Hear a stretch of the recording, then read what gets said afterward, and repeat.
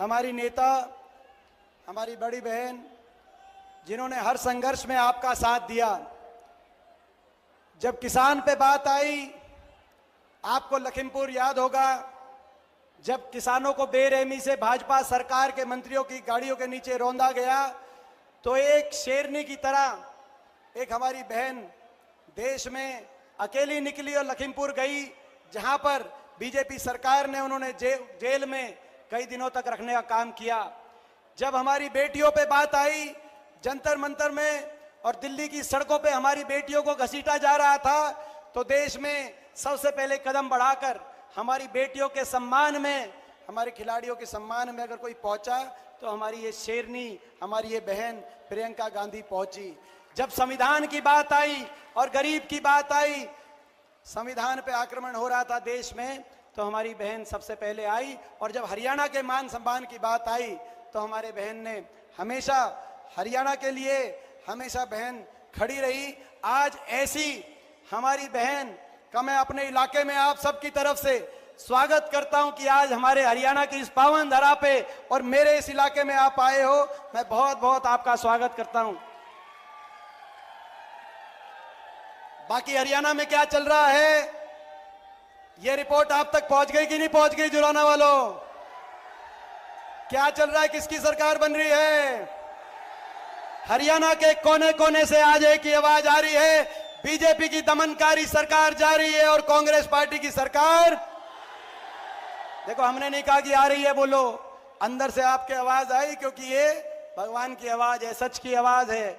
जो ये सरकार, बीजेपी की सरकार, जिसने हरियाणा का इतना नुकसान किया, जिस सरकार ने आज हरियाणा को देश में नंबर 1 बना दिया बेरोजगारी में, हरियाणा को देश में नंबर 1 बना दिया नशे में, हरियाणा को बीजेपी ने नंबर 1 बना दिया देश में अपराध में, भ्रष्टाचार, महंगाई, आज विकास की पटरी से हरियाणा को उतारने वाली ये सरकार, 750 किसानों की जान की कुर्बानी लेने वाली बीजेपी ये सरकार, हमारी बेटियों को दिल्ली की सड़कों पर घसीटवाने वाली बीजेपी की ये सरकार, बाबा साहब भीमराव अंबेडकर जी के संविधान की हत्यारी ये भाजपा की सरकार, गरीब आदमी की सारी स्कीम्स को हरियाणा में बंद करने वाली बीजेपी की ये सरकार, आज हर घर को परेशानी में डालने वाली बीजेपी की ये सरकार।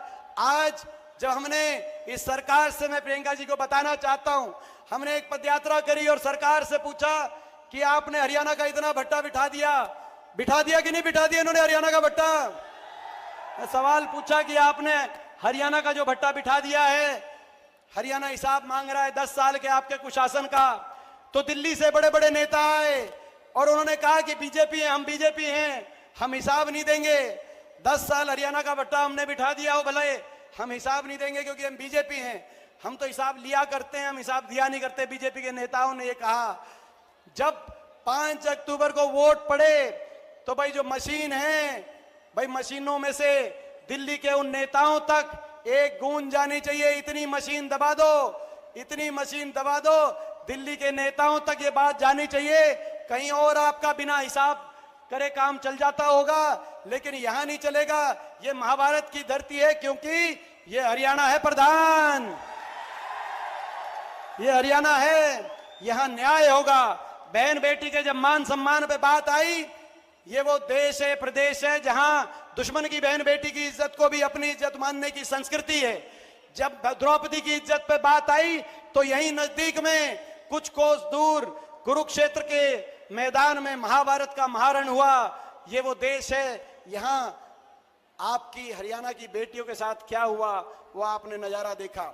मैं आज दीदी का स्वागत करने के साथ साथ आप सबकी तरफ से एक आश्वासन दिलाना चाहता हूं दीदी को। जब यहां पे आए हम नामांकन में, जब यहां पे आए विनेश बहन के प्रचार में, तो इन सब ने कहा कंपटीशन लगेगा।